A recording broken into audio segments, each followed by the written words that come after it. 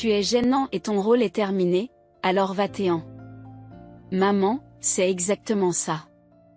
Je pensais la même chose. Alors, Ellison, nous allons divorcer. S'il vous plaît, partez d'ici immédiatement. Pendant notre vie de couple, j'ai été forcée de vivre avec les lois Maya et j'ai même dû participer au remboursement d'un prêt, avant d'être soudainement jugée inutile et d'apprendre que nous allions divorcer. J'ai même atteint les limites de ma patience. Malheureusement, j'ai pensé mettre tous les membres de la famille de Mayan-Lo, y compris mon mari, dans une situation difficile. Je m'appelle Ellison et j'ai 34 ans. Cette année marque la 6e année de mon mariage avec mon mari, Ethan. Nous n'avons pas encore d'enfants, pour être honnête, notre relation s'est complètement essoufflée. Je pensais qu'en vous épousant, vous auriez une vie plus excitante, mais c'était surprenant. Eh bien, vous pouvez passer votre vie à travailler ici comme femme de ménage. N'en fais pas trop. Environ 6 mois après le début de notre mariage, mon mari a commencé à m'appeler toi, et je ne me souviens même pas de la dernière fois où il m'a appelé chérie. Je me demande pourquoi j'ai épousé un homme aussi insensible. Parfois, je repense au passé, mais les détails de ces souvenirs sont devenus flous. Cependant, mon mari était beaucoup plus chaleureux, plus compatissant et plus digne de confiance qu'il ne l'est aujourd'hui, parce que j'ai grandi dans une famille PUA. Je souhaite vivement éviter les difficultés économiques lors de mon mariage. C'est pourquoi j'ai totalement exclu les hommes qui aimaient les jeux d'argent comme partenaires potentiels. Même après mon entrée dans la société à la fin de mes études secondaires, j'ai gardé les habitudes de mes années de pauvreté. Lorsque j'achetais quelque chose, je réfléchissais trop et j'étais prudente. Ethan considérait mon comportement prudent comme pratique et économique, ce qui a peut-être joué un rôle important dans sa décision de m'épouser. Combien d'économies avez-vous, Ellison ? Vous ne semblez pas intéressé par le luxe ou la mode. En fait, je vous ressemble. Nos personnalités s'accordent et nos valeurs financières semblent s'aligner. Ethan me disait souvent que pour moi, qui voulais désespérément éviter une vie pauvre, avoir un mari dont les valeurs financières correspondaient aux nôtres était vraiment une bénédiction. Cela a renforcé notre lien. La vie de couple est construite sur la compréhension et le soutien mutuel, et nous sommes fiers de nous comprendre l'un l'autre en ce qui concerne l'argent. Les journées passées avec Ethan étaient épanouissantes car nous avions moins de soucis financiers. Mais à la réflexion, commenter les économies de quelqu'un d'autre est un manquement à l'étiquette, et déclarer avec désinvolture un manque d'intérêt pour la mode est inacceptable. En tant que femme, être indifférente à la mode est inimaginable. Pour ce qui est de mes économies, je ne suis pas sûre du montant exact. Mais il est certain que j'essaie d'économiser la majeure partie de mon salaire mensuel. Oh, et je m'intéresse beaucoup à la mode. J'ai toujours habilement évité les questions financières pour ne pas me montrer plus indiscrète. Nous nous sommes fiancés au bout d'1 an, mais après notre mariage, le comportement d'Ethan a progressivement commencé à changer. La suggestion inattendue de vivre avec ses parents est arrivée juste après notre mariage. Lorsqu'Ethan est rentré du travail, il a commencé à s'exciter. J'ai quelque chose à te dire, Ellison. Ne soyez pas choqués.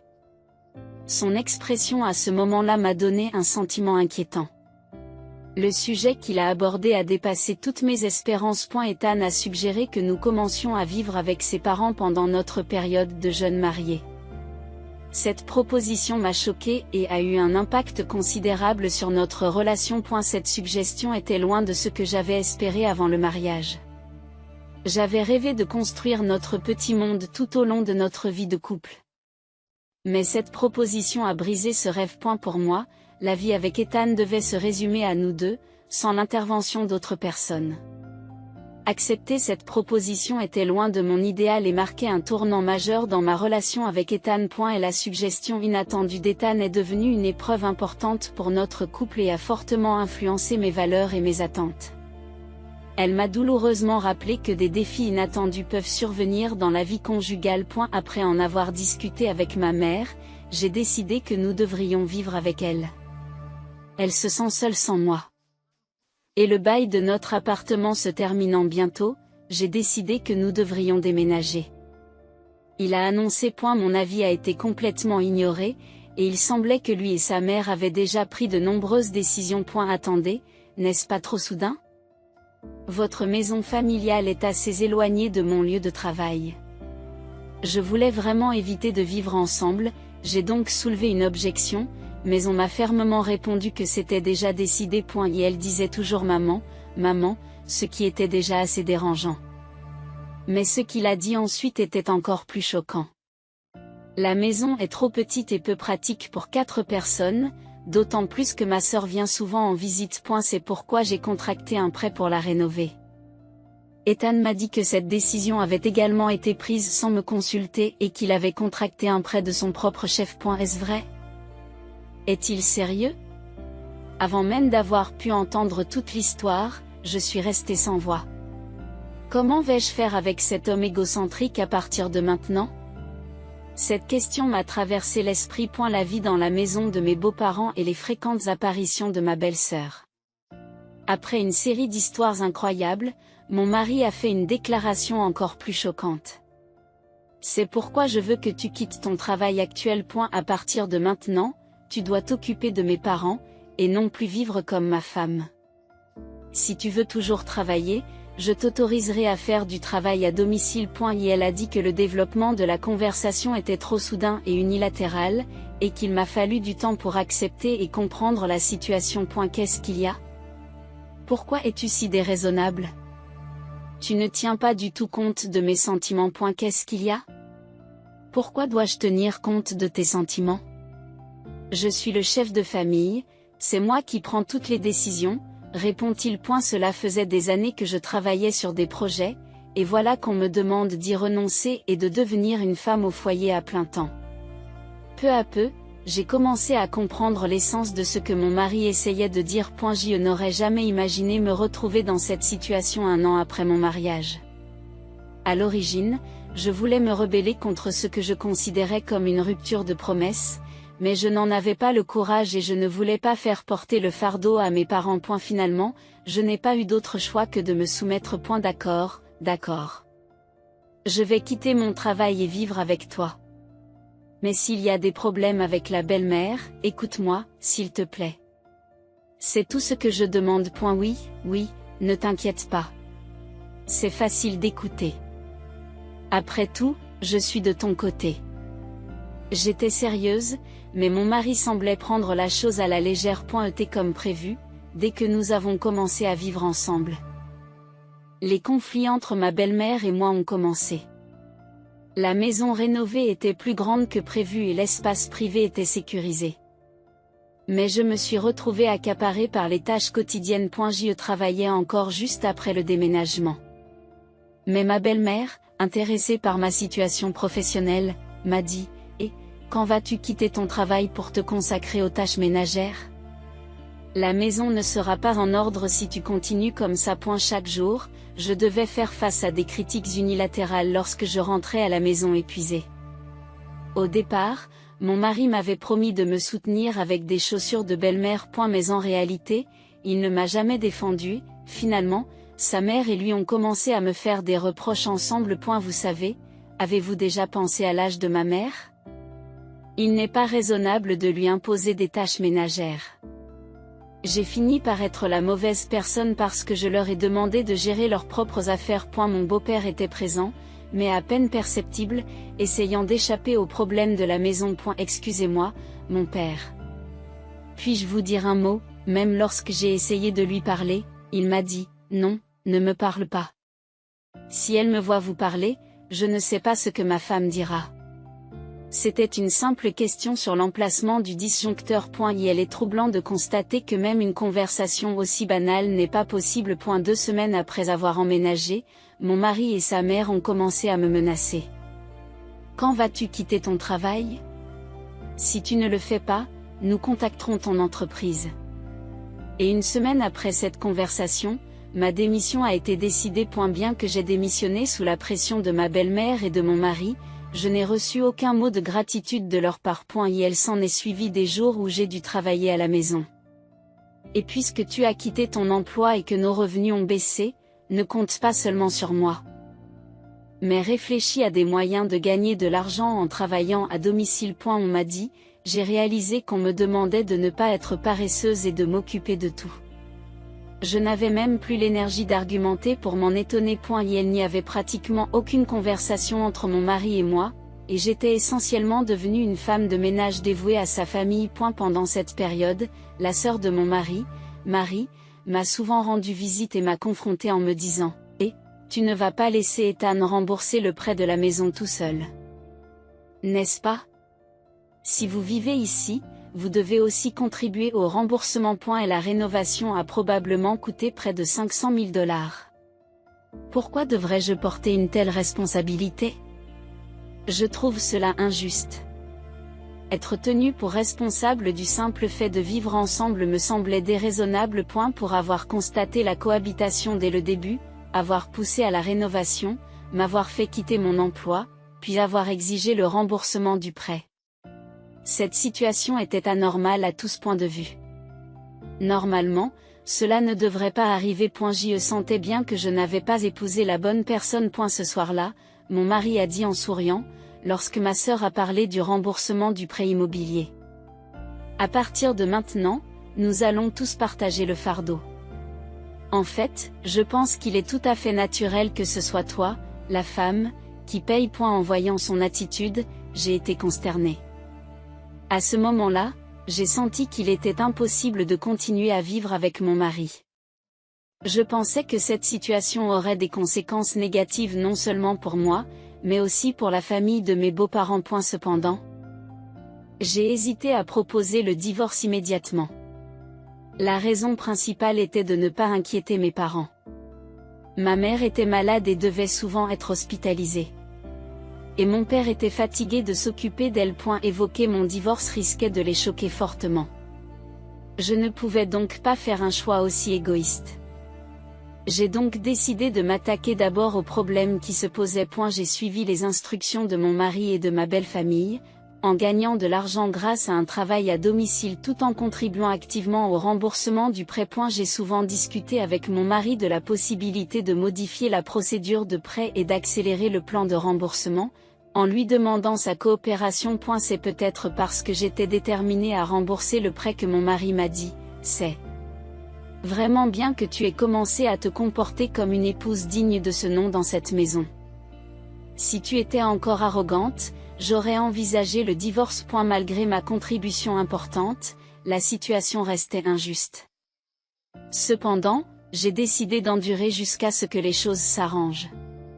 Avant même de m'en rendre compte, j'avais 34 ans et 6 ans s'étaient écoulés depuis mon mariage. Penser à la signification du mariage me rendait triste, alors j'essayais de rester aussi positive que possible. Parfois, le fait de voir de vieux amis sur les réseaux sociaux afficher des photos de vacances en famille avec leurs enfants me rendait envieuse. J'avais souhaité vivre une vie de couple heureuse et avoir des enfants, mais compte tenu de ma situation à l'époque, ces souhaits me semblaient vides de sens. Cependant, récemment, ma belle-mère s'est moins plainte de mon comportement, affirmant que la femme de ménage de la maison était enfin devenue une personne décente. Avant, elle était une belle fille incompréhensible, mais c'est bien qu'elle soit un peu éduquée. Tout en riant avec ma belle-sœur. Je me suis aperçue que le travail à domicile me convenait parfaitement et que j'avais gagné une somme considérable au cours des dernières années, ce que je n'avais pas dit à mon mari. Étonnamment, j'ai réussi à rembourser le prêt de 500 000 $ en quelques années seulement. Normalement, il aurait fallu 35 ans pour le rembourser, et je m'attendais donc à ce qu'on me remercie de l'avoir remboursé avant nos 60 ans. Ce soir-là, j'ai dit à mon mari que j'avais quelque chose d'important à lui dire. Je n'ai pas parlé du prêt immobilier, en fait, il est déjà remboursé. J'ai quelque chose de sérieux à te dire aujourd'hui. En fait, j'avais préparé un document de divorce pour ce jour-là et je m'étais préparée à quitter la maison. Lorsque j'ai mentionné que le prêt était remboursé, ma belle-mère s'est mise à dire « Quoi ? Il est déjà remboursé ?» Elle a fait irruption dans la conversation, écoutant attentivement. « Oui, c'est vrai. J'avais l'intention d'avoir une discussion sérieuse avec Ethan aujourd'hui, et j'étais sur le point de parler de divorce. Et ma belle-mère s'est approchée de moi avec un sourire que je n'avais jamais vu auparavant. Il n'y a plus de raison de s'inquiéter. Les êtres inutiles ne sont plus nécessaires. À partir de maintenant, nous pouvons commencer une nouvelle vie avec seulement les vrais membres de la famille, n'est-ce pas? Elle dit, maman, c'est vrai. Je pense la même chose. Alors, Allison, nous allons divorcer.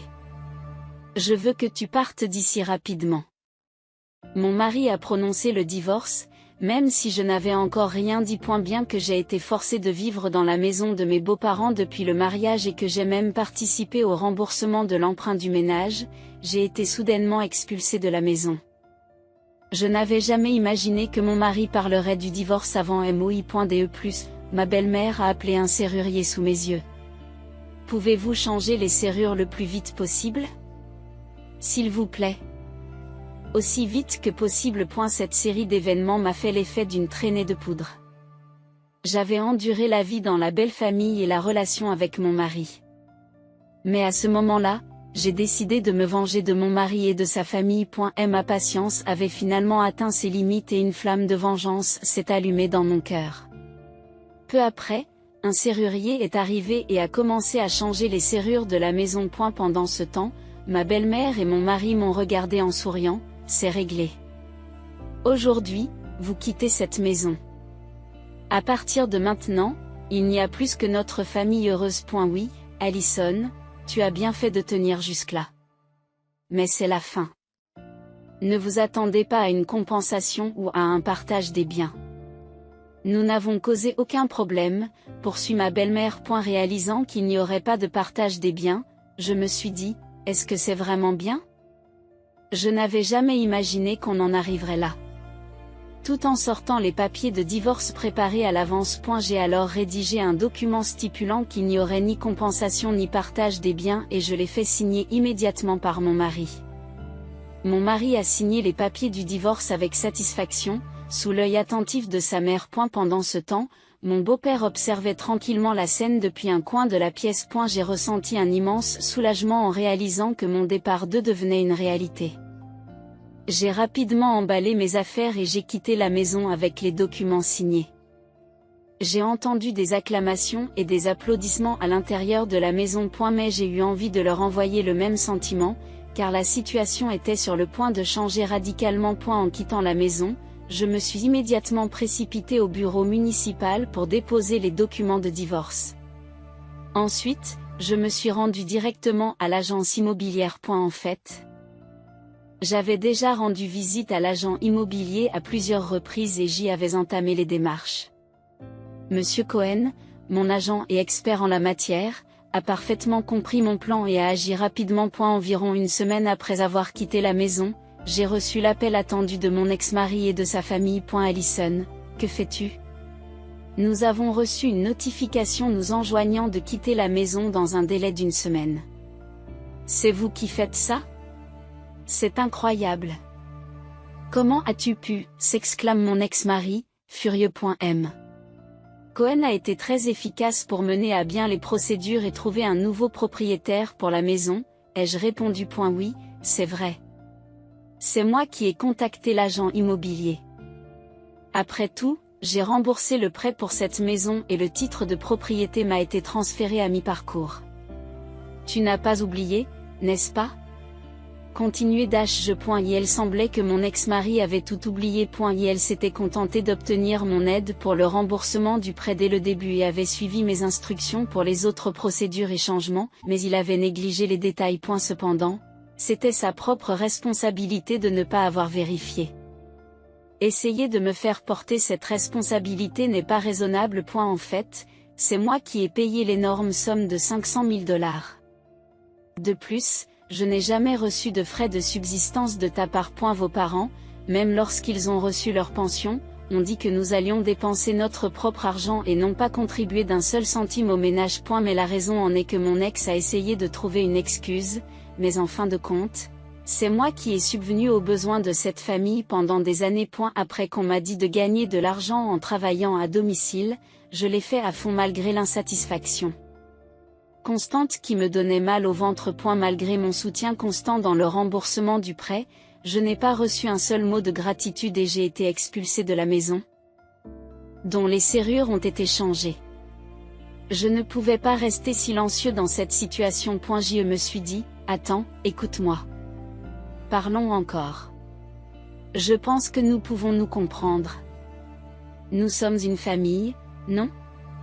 D'ailleurs, je n'ai nulle part où aller après avoir quitté cette maison. Tu comprends ça, n'est-ce pas? A lancé mon ex-mari d'une voix larmoyante, mais je n'avais pas l'intention de me laisser influencer par des paroles aussi faibles à ce stade. Où aller? Et la maison de ta sœur? Pourquoi ne pas vivre avec Marie? C'est une question de famille. Après tout, ai-je suggéré froidement. Ma belle-mère a alors pris le téléphone et m'a dit, furieuse, comment peux-tu être aussi méchante? Vivre chez Marie est impossible. Elle vit mal son divorce. J'imagine que c'est un fardeau pour ma fille. C'est vrai? C'est bien de déranger une étrangère, même si c'est la femme de votre fils bien-aimé. Je comprends. Je comprends que tu penses bien maintenant, ai-je répliqué à ces paroles. C'est pour cela que je te déteste encore plus. Il est hors de question que je t'aide. Qu'est-ce que tu racontes? Ma belle-mère s'est mise à hurler de rage. Sa colère était palpable au téléphone, et sa voix furieuse me donnait envie de me boucher les oreilles. Je me suis sentie plus légère d'avoir dit tout ce que je voulais dire. Eh bien, quittez la maison immédiatement. Vous avez peut-être des problèmes financiers, mais si vous êtes une famille unie, vous vous en sortirez en vous aidant les uns les autres. Au revoir. Dis-je calmement. Attendez. Ce n'est pas le moment de plaisanter. Ma belle-mère a crié, mais j'ai calmement raccroché le téléphone. À ce moment crucial, mon ex s'est caché derrière sa mère et n'a rien dit. Son vrai caractère s'est révélé. Et elle parlait fort en apparence, mais dans les moments critiques, il reculait. J'avais choisi la mauvaise personne. 3 jours plus tard, Monsieur Cohen, mon agent, m'a informé que mon ex-famille avait déménagé de nuit. Sans destination précise, ils se sont finalement rendus dans la ville royale d'origine de mon beau-père. Sans économie et sans autre endroit où aller, la campagne était leur seule option. Leurs difficultés économiques se poursuivront et ils ne vivront plus jamais dans une belle maison unifamiliale. Ils devraient regarder en arrière et se souvenir du confort de cette époque. Je suis soulagée qu'il n'y ait pas eu de partage des biens. Après tout, quelqu'un capable de rembourser 500 000 $ en 5 ans peut avoir d'autres projets, n'est-ce pas? J'ai eu la chance que mon ex-mari soit imprévoyant. J'ai l'intention d'acheter un nouvel appartement avec un nouvel état d'esprit et de retrouver une vie confortable. Je m'appelle Suzanne. J'ai 45 ans. Mon mari a le même âge que moi et nous vivons avec sa mère. Je sens que ma belle-mère aura quelque chose à dire, alors je ferai mieux de commencer le dîner. Le temps passe vite. Avant même de m'en rendre compte, il était plus de 17 heures. J'ai fait une petite pause et je me suis dirigée vers la cuisine du premier étage. Il semblait que ma belle-mère n'était pas encore rentrée. J'ai pris un moment pour me détendre et j'ai commencé à réfléchir au menu du dîner. Je travaille à domicile en tant que créatrice de mode, et cette maison me sert donc également de lieu de travail. Le salon et la salle à manger se trouvent au premier étage, et le deuxième étage abrite notre chambre à coucher et mon espace de travail. Je suis à la maison. La journée d'aujourd'hui a été épuisante. En me voyant, ma belle-mère a poussé un soupir exagéré. S'ensuivent ses remarques habituelles. Vous commencez à peine le dîner? Il n'est pas un peu tard, je suis rentrée fatiguée et mon fils va bientôt rentrer, vous savez? Ma belle-mère avait tendance à pinailler sur les petites choses. Désolée, belle-mère. Pendant qu'elle profite de sa retraite? Je travaille encore. J'aimerais qu'elle le comprenne parfois. Néanmoins, j'ai essayé de changer de sujet en demandant à ma belle-mère, où es-tu allée aujourd'hui? J'ai rencontré des voisins. Apparemment, ils vont assister à un événement à la maison de retraite. Mais honnêtement, discuter avec d'autres personnes âgées peut être fatigant. Je vois. Cela a dû être un peu difficile. Je lui ai répondu avec un sourire. Je me disais intérieurement, vous êtes vous-même une personne âgée, n'est-ce pas? Si vous voulez faire quelque chose de gentil, vous pouvez peut-être m'offrir quelque chose de sucré. Et si vous preniez un petit pain dans la boutique d'Axandra côté? ma belle-mère a toujours donné la priorité à ses propres sentiments. Elle essayait souvent de me faire les choses à sa manière. C'était fatigant, mais je trouvais toujours des solutions. Si elle faisait des histoires, je lui donnais le vieux gâteau du réfrigérateur. C'est ainsi que je passais mes journées avec elle. Suzanne, c'est tout pour le menu d'aujourd'hui, demande-t-elle d'un air un peu surpris. Devant elle, il y avait des ragoûts avec des légumes braisés, de la soupe au poulet et aux nouilles, et des restes de poulet frit avec des cornichons. J'étais un peu occupée aujourd'hui, alors j'ai fait quelque chose de rapide. Même si vous êtes occupé par votre travail, vous ne devez pas négliger vos devoirs d'épouse. À côté de moi, mon mari a dit, oui, mais ça m'a l'air assez bon. Elle a dit cela joyeusement et a commencé à manger ma cuisine. Il y avait une tension subtile à table. Lorsque j'étais jeune mariée, j'étais toujours sur les nerfs, mais je vivais chaque jour pleinement. Je me levais tôt, je me couchais tard, je cuisinais, je vous voyais, j'arrangeais des fleurs. Je chérissais chacun de ces passe-temps.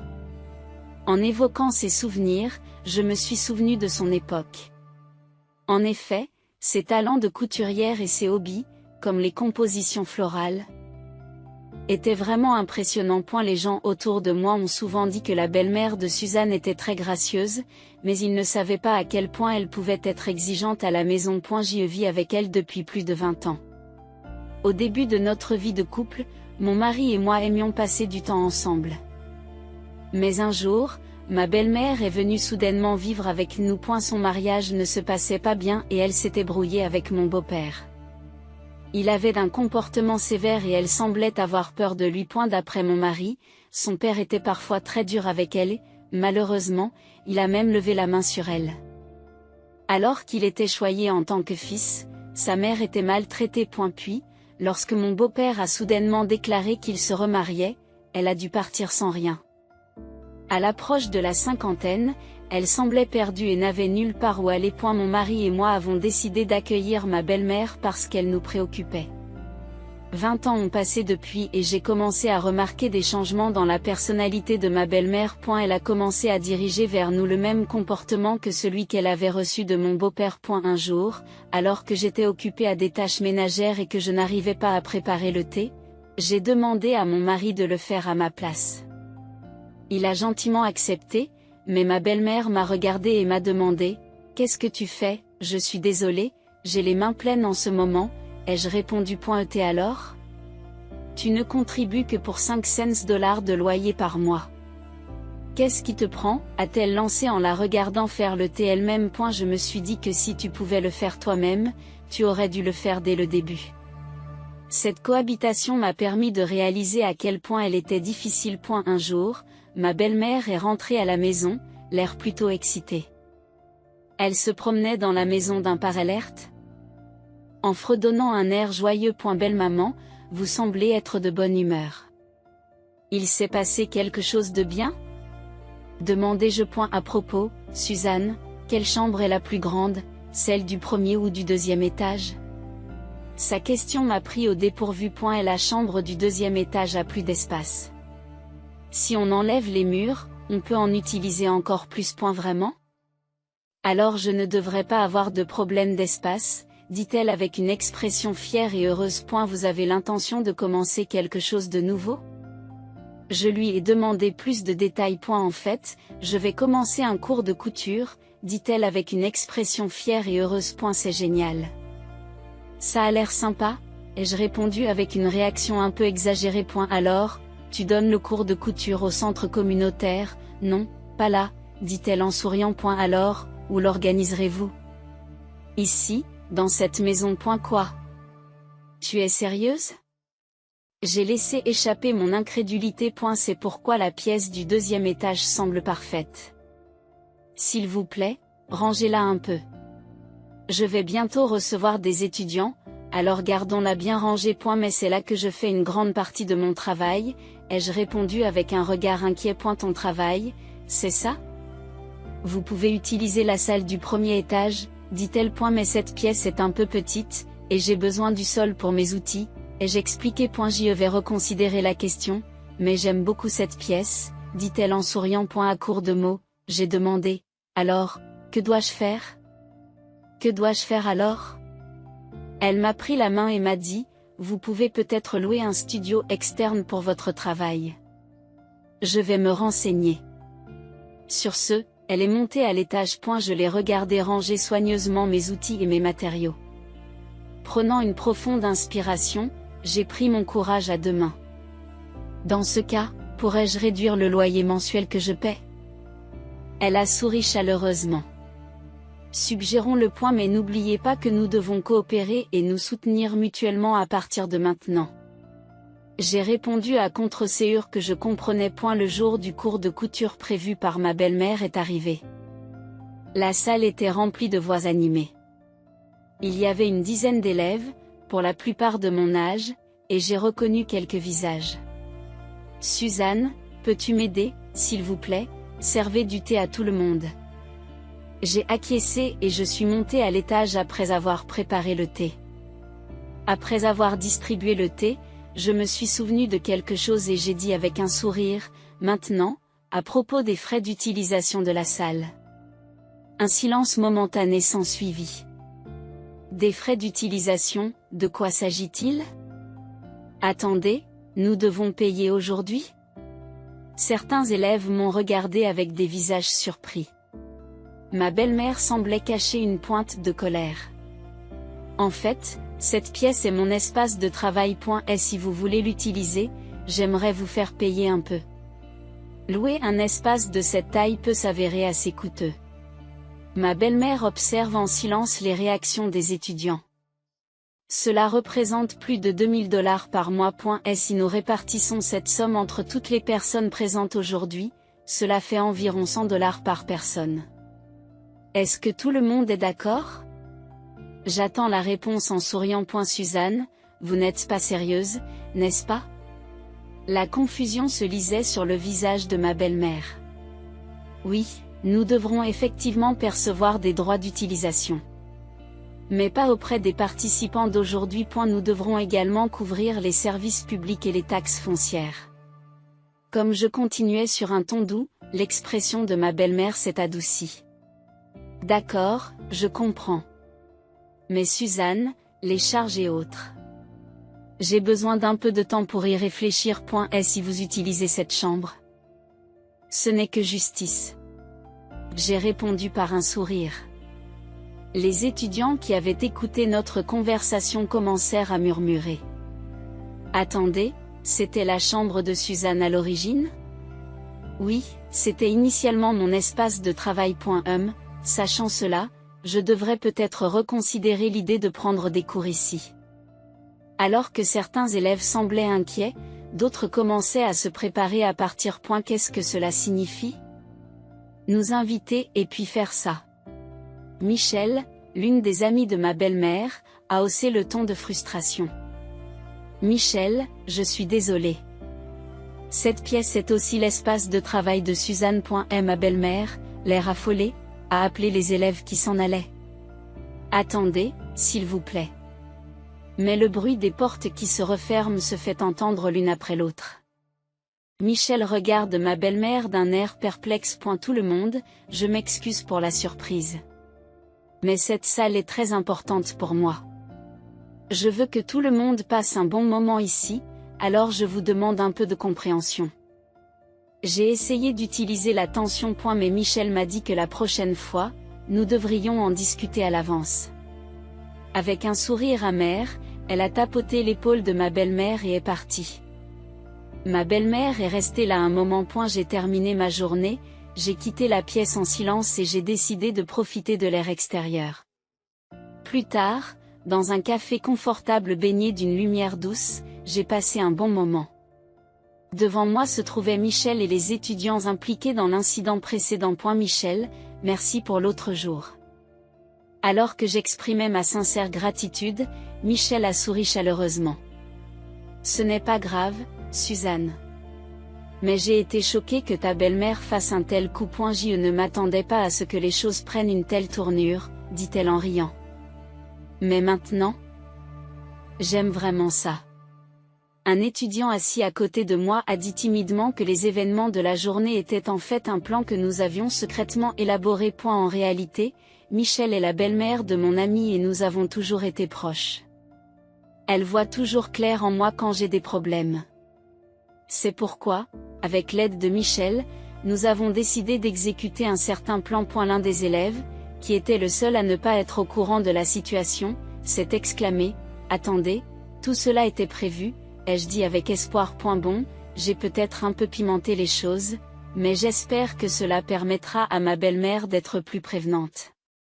Suzanne, tu m'as vraiment surprise en trouvant quelque chose d'aussi divertissant. Dit Michel avec un sourire radieux, l'atmosphère dans le café était chaleureuse et amicale.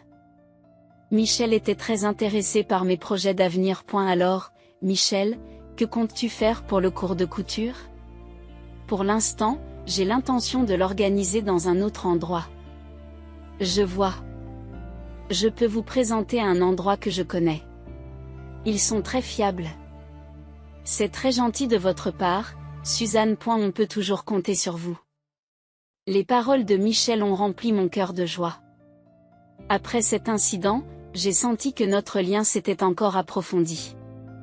Alors que je m'assois devant ma fragilité, j'ai confiance en moi. En rentrant à la maison, j'ai remarqué que ma belle-mère semblait un peu différente. Suzanne, c'est incroyable. Tu me mets dans l'embarras devant tant de gens. Tu dois t'excuser auprès de tout le monde, tout de suite. Ses yeux étaient furieux. Prenant une profonde inspiration, j'ai lentement sorti mon téléphone. Désolé, je suis au téléphone en ce moment.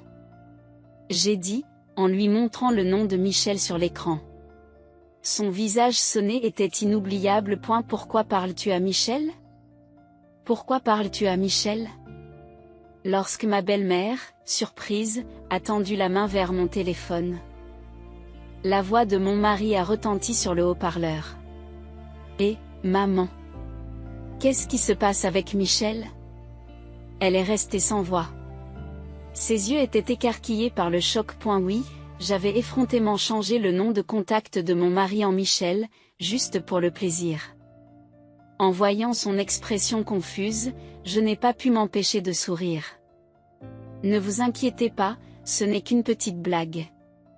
J'ai dit cela en me dirigeant vers la cuisine. Après ce jour, l'attitude de ma belle-mère a complètement changé. Elle est devenue plus douce et semblait plus prudente avec moi. Pendant les repas, elle semblait se méfier, comme si elle se demandait ce que j'allais faire. Mon mari a remarqué le changement et m'a dit « Maman, tu n'as pas l'air bien dans ta peau. Est-ce que tout va bien, je me demande pourquoi. » Elle a répondu. C'est peut-être parce qu'elle vieillit. Mon mari a ajouté, l'air pensif. À partir de ce moment-là, notre maison est devenue plus paisible. J'ai commencé à me détendre davantage dans ma vie quotidienne. Qui aurait cru qu'une simple farce pouvait changer à ce point l'atmosphère de la maison? Je chéris chaque jour, je profite de chaque instant.